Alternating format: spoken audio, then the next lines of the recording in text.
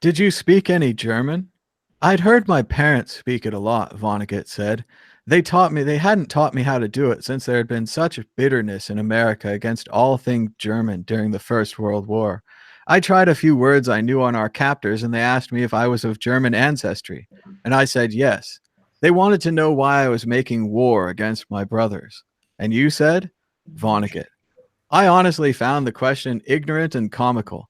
My parents had separated me so thoroughly from my Germanic past that my captors may as well have been Bolivians or Tibetans for all they meant to me. And after you were captured, you were shipped to Dresden in the same boxcars that had brought up the troops that had captured us. Probably in the same boxcars that had delivered Jews and Gypsies and Jehovah's Witnesses and so on to the extermination camps. Rolling stock is rolling stock. Oh, hello. I didn't see you guys come in. Welcome to Bitcoin Talk Show.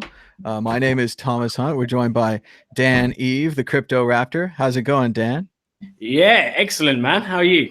It's going good. Just reading a little Vonnegut there. Not the quote I was looking for. I was looking for a much better quote, a big speech that he gave about war and death and hate and why we can't seem to fix anything. And I'm sure at least one time in it, he said, God damn it, you've got to be kind. You've got to be kind. That was the thing he said all the time. You've got to be kind, and so it goes. But yeah, we just need a little quote to start the show. And I think we're just going to get right into it and see what's going on today in Bitcoin. Today is Monday, January 14th, 2019. The price of Bitcoin is up.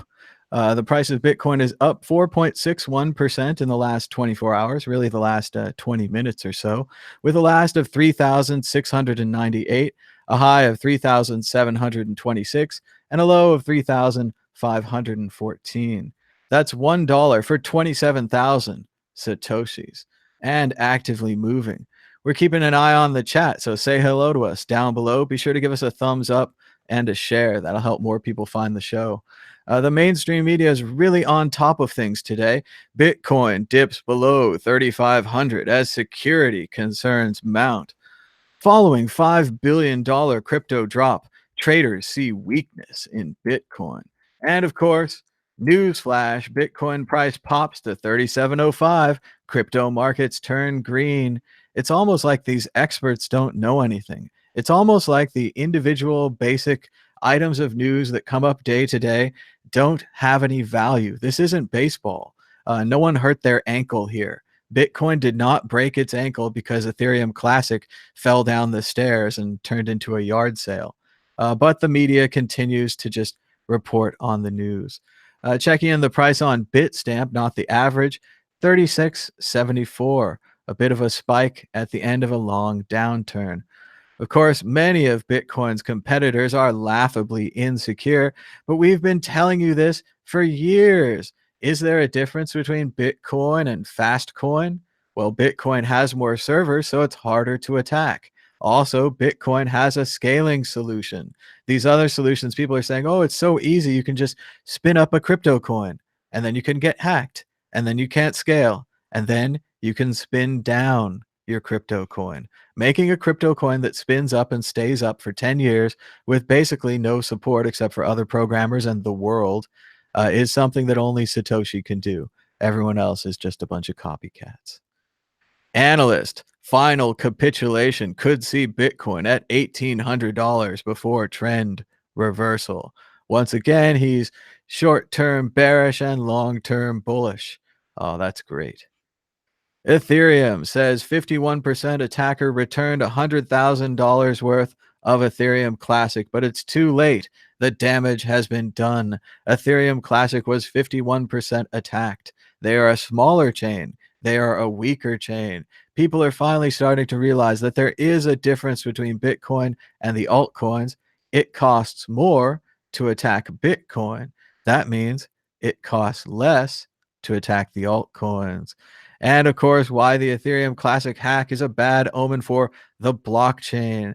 We know the author doesn't mean the Bitcoin blockchain. He just means Generico blockchain. And he's right, because the security that they're claiming with Generico blockchain, with their amazing hashes that mash up, only work if someone doesn't 51% attack you. And if you only have 8 servers at Goldman Chase mining your blockchain and no one else can join in, you can't gather any more hash power, all you have to do is get 9 servers, and then you could 51% attack for an hour.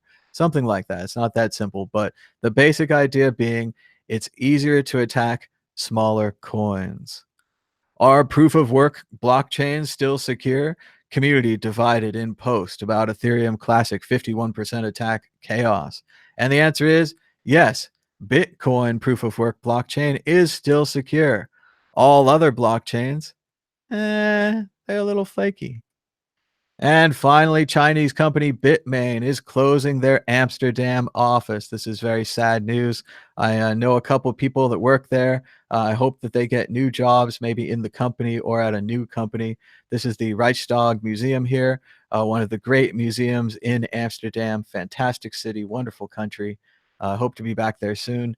I might even be able to show you some pictures that I took when I toured the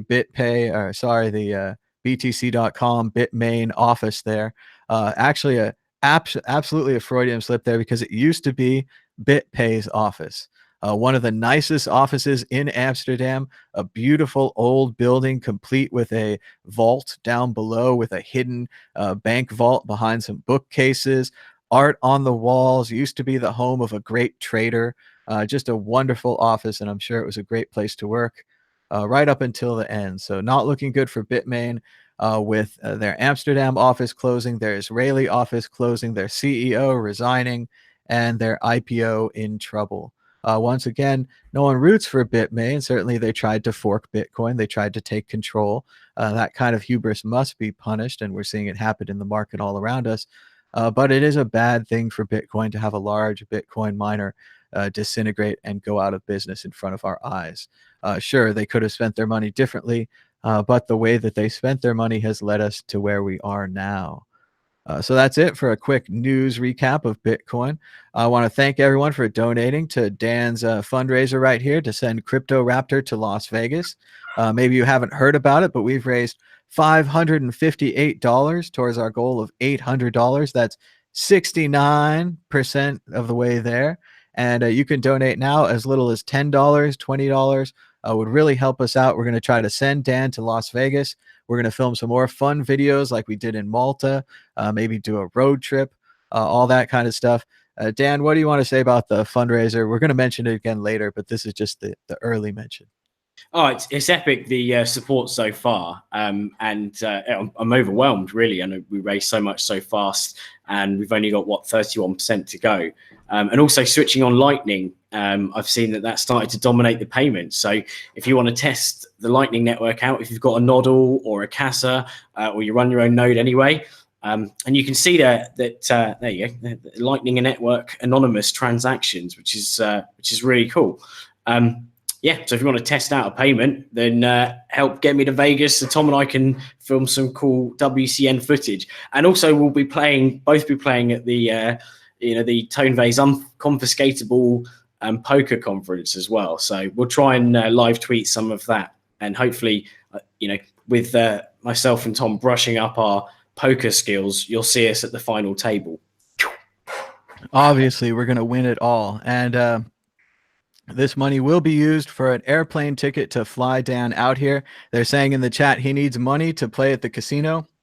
Oh, no. This is for the plane ticket. This is literally... That's actually our second fundraiser today. Yeah. If you'd like to help Mad Bitcoins compete in Tonevase Unconfiscatable Poker Tournament, it's a 0.1 buy-in. So it's a little rich for my blood. But I went ahead and bought it anyway because I want to be a good sport and I want to hang out with Dan and not just stand on the sidelines. But then I realized once I lose all my chips, I'll be standing on the sidelines anyway. But that's right. Mad Bitcoins will be a part of the Tonevase Poker Tournament. If you'd like to help us get there, you can donate 0.1 BTC right now to this address. That'll take care of it. The fundraiser will be done, and you will have staked us for the poker tournament. Obviously, we're going to win it all. If we win it all and you do stake us, if you just send us a 0.1, maybe I could share some of the winnings with you. Of course, if we win it all, having basically no poker experience. I'm 50-50. I might wear the Mad Bitcoins outfit to the poker tournament. Yes. If You the should. fundraiser is successful, there's a much better chance that I wear the outfit. So donate now to see the Mad Bitcoins costume at the poker tournament. Ideally, like Dan's saying, we get into the second or third round. We get face to face with Doug Polk, the master of poker and the newcomer to crypto. And of course, we'll just destroy him with our incredible poker skills and our Mad Bitcoins poker face. So it's going to be pretty exciting. I hope, like Dan's saying, we're going to try to put some tweets out, maybe periscope it, maybe film it. I don't know. There's rules about casinos and stuff, but we're going to try to, I think we're going to be in a private section, so we might be able to film. Also, I don't even know legitimately if they can do this poker tournament. It's not my point to say, but I didn't think you could just set up your own gambling games, but I'm sure someone looked into that. But you can donate now to support sending Mad Bitcoins to the poker tournament. Look at that great clip from Maverick with Mel Gibson. He's holding the cards wrong. It's pretty much the way I play. You've missed the trick there, though, Tom, because you haven't got Lightning set up. So I think well, that's the next step. Next step, I'll have to figure out how to set up a Lightning network, but pretty busy today, so we'll have to see. We're going to check in with Twitter, some of the other stories, what's been going on Twitter. They solved the Bitcoin art puzzle. It's a little tricky. I guess you had to use a black light or whatever that is to reveal the hidden ink, and then you could use the hidden ink to get the key. Someone moved the money out of there, so the puzzle has been solved. Great quote from Bitcoin Magazine. Every day that goes by and Bitcoin hasn't collapsed due to legal or technical problems, that brings new information to the market. It increases the chances of Bitcoin's eventual success and justifies a higher price. Hal Finney. Great stuff from Hal Finney. Definitely true. The longer that Bitcoin survives, once again, it's an airplane flying around the world 24/7, 365, refueling in midair, never landing, never stopping. So it's a pretty big deal that it hasn't crashed yet and that it hasn't landed and had more troubles. So what I have seen, though, that counters that say the uptime isn't quite 100%, but I couldn't find any information on what the downtime was. there was a couple of hack type situations or bug type situations where they did have to shut it down. One early on, one in 2013, but just slightly before my time. So there have been a couple, and yes, it's fun to always point those out and to be the Peter Todd or the stickler for the rules or whoever it is, Luke Dash Jr. this time. Oh yeah, well that's not true. It's really 99.8, and that makes a really big difference. Blah, blah, blah, blah, blah. That's not how marketing works. Marketing, you just say 20%, you just say 100%, and you're pretty close to it. The fact that we can say 100% or 99.8% or whatever it is instead of 70% or 80% or even 92%. We are up at the 99, closer to the 100 range than anything else that runs on this planet. There's nothing else that has survived this way like Bitcoin. So. 10 years old, 10 years evolved. And like they say here, Graham Moore, author of B is for Bitcoin, wrote back. He says, we were talking about CoinDesk and why they would use such a stupid headline and all these kind of things. And he agreed. And he says, Bitcoin slowly and carefully being developed, which could make it very important in the future. And that no one is clicking on that headline. He's right. That the slow and careful development of Bitcoin, which we all know is happening, is not drawing in any clicks. They want those hot clicks. Speaking of hot clicks, police were called to a Texas Walmart after a woman was reportedly drinking wine from a Pringles can and riding an electric cart in the parking lot. Beautiful story out of Texas. Great stuff. That's what America's like, Dan? Drinking wine from a Pringles can, riding around a Walmart parking lot in an electric cart. Sounds like I'll be just at home there. We put a man on the moon. Don't forget that. Like, we're very impressive people. Another one, great one from Graham Moore. He's talking about Coinbase had a headline called Bitcoin will still bite the dust, which again, Coinbase, you could stop doing. It's one thing that Forbes and the rest of the mainstream media has to do it, but we get it from you too, from the supposed industry publication, which once again continues to stab the industry in the back whenever it gets a chance. Let's promote some more crypto kitties. Do they make a crypto kitty for this article? As it says, Kevin Dowd is a professor of finance and economics at the business school at Durham University, and he hates Bitcoin. As Graham Mean parodies with all caps report, he says, breaking news. Another person with zero experience in technology who spent his entire life behind a desk says Bitcoin will go to zero in the long run. Sell it all. Fuck, fuck, fuck, fuck, fuck, fuck, fuck. So, yeah, he's totally nailing it there, especially the breaking news. That's how you can tell it's from CoinDesk. They're big into breaking news. That's what they're all about. And finally, Whale Panda says someone donated 20 Bitcoins, that's $74,000, to a Twitch streamer that plays RuneScape to get him to keep streaming. Pretty amazing donation right there. Finally, I suppose an 18-inch pizza has more pizza than two 12-inch pizzas. So there is a reason for you to learn math. There's still a chance for you. But we want to go ahead and chat with the chat, open it up the show for calls here. Where's my little copy and paste thing? I had to open up all these windows this morning. I had to restart my other computer. There's all these other great reasons why we're starting so late. But we are here anyway, and we are going to try to take your phone calls. So if you'd like to call us now on Skype at World Crypto Network, all one word, or at 518-600-1949. We got the phone lines open. We're talking to Dan, the Crypto Raptor. We just did another great episode of the Bitcoin group on Friday. Maybe we'll check that out, read some of the comments, although the comments are usually, like the comments. They're a little out of control. But it's a great show. We had 2,000 viewers. Dan and I were joined by Tone Vase. It was pretty fun. Got to see Tone again. Heard about his unconfiscatable conference. So let's go to everyone's favorite part of the show, yesterday's comments. Yesterday's comments. All right, IBLB. This was awesome, fellers. Dan Bolster. Good to see you supporting people with special needs. Thanks, Thomas. Oh, he got a little knife in there. Christian says, Bitcoin, the high times of money. Crypto John says, thanks for a well-balanced treatment of the issues. He also says that Liechtenstein is Swiss overseas territory, so they'll have to stick to the Swiss franc. So it doesn't look like Liechtenstein will be changing their currency anytime soon. Sangay says he's always super stoked. A lot of S's there. He's always super stoked for this show and format. Nice to see Tone for his strange, varied views, more so than others. Like the other guy here, too. So there you go, Dan. You got a shout out. You're the other guy. Kyle says another $5 billion market loss expected next week, friends. So that sounds bad. They want to see a Zen pub for anonymous whistleblowers. Not sure what that is.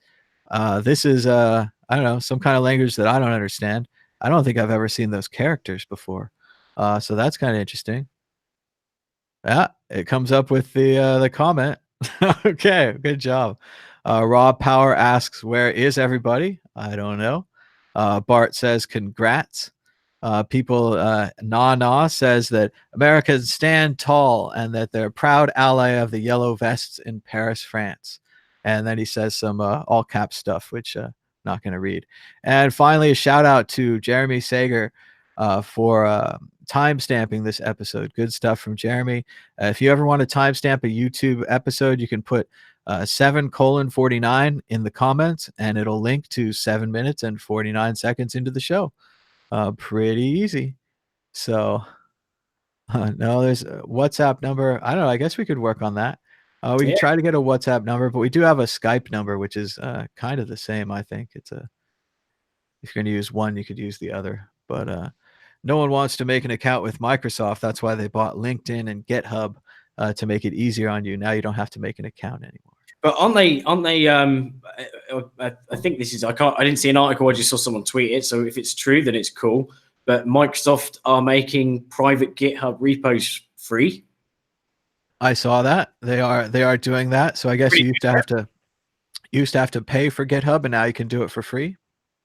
Yeah, I think that evil Microsoft getting involved was a bad thing at first, but I think it's a really good positive feature now for projects. I think it's going to help a lot of people out.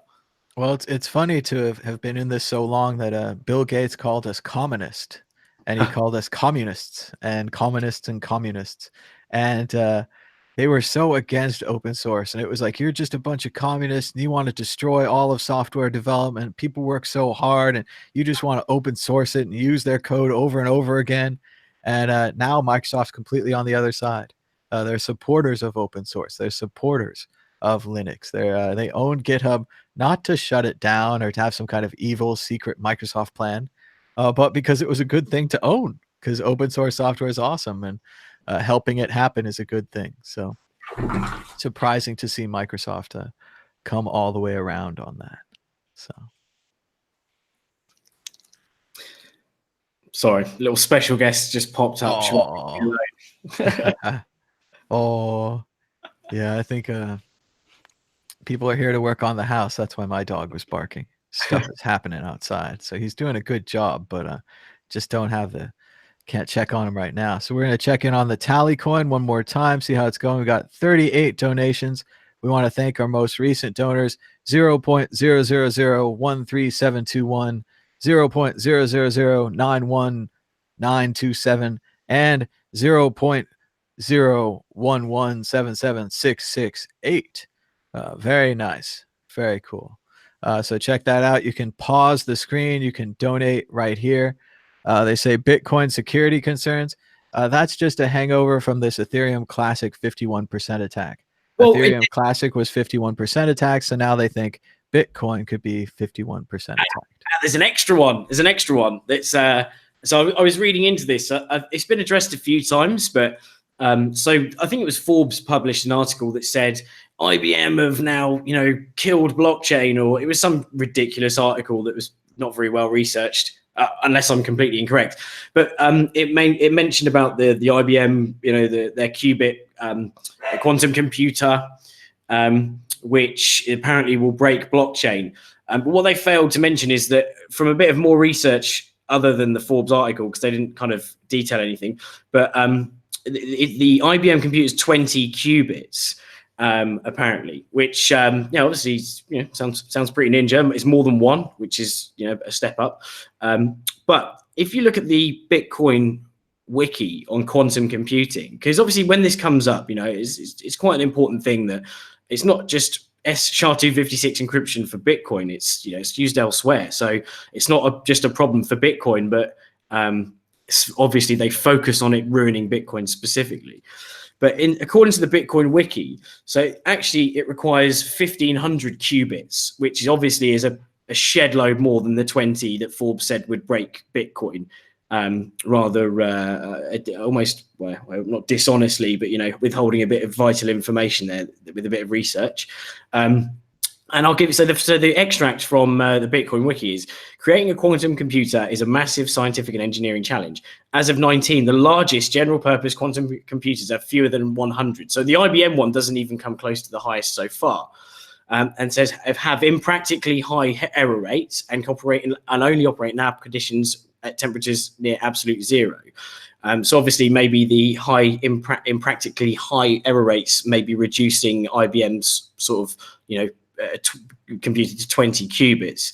But also it says attacking Bitcoin keys would actually require 1,500 qubits. And I think that's kind of the key takeaway there, is that the IBM one is 20 and attacking Bitcoin's 1,500.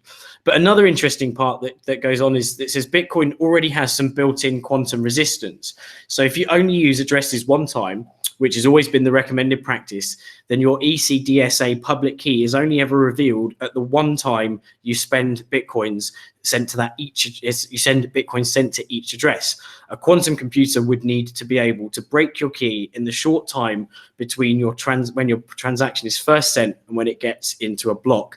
It will likely be decades after. I mean, this maybe is a slight, precise prediction, but it might likely be decades after a quantum computer first breaks a Bitcoin key before quantum computers become this fast.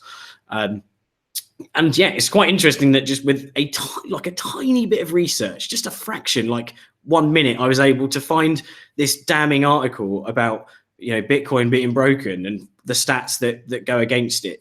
With just a little bit of research, I think I should apply for a job at Forbes. Could be. Operators are standing by. The other thing is that quantum computers break everything.